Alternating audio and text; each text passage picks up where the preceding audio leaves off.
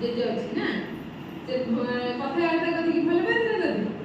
ଆଉ ତୋର ଜେଜେମା ଅଛି ନାଇଁ ଜେଜେମା କେତେ ଭଲ ପାଏ ତତେ? ଭଲ ପାଆନ୍ତି ନା ତତେ? ତୋର ତୋର ପୁଟୁକି ସେ ଭଲ ପାଆନ୍ତି ନା? ମାମୁ ମାଇଁ ଭଲ ପାଆନ୍ତି ନା?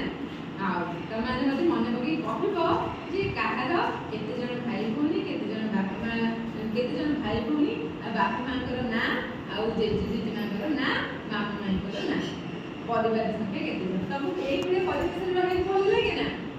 ଭଲ ଲାଗେ?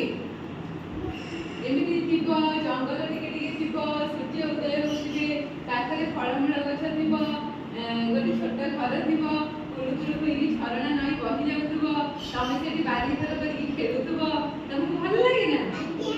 ଏମିତି ପାହାଡ଼ କଣ ଆମ ପଟରେ ଅଛି କି? ସେମାନେ କେତେ ଖୁସିରେ ରହିଛନ୍ତି, ଆମେ ବି ଖୁସିରେ ଅଛୁ। ଆମର ଯୋଉ ପଡ଼ିଆ ଅଛି, ଆମର ଯୋଉ ଗଛ ଲତା ଅଛି, ଆମେ ସେଠି ଖେଳୁଛୁ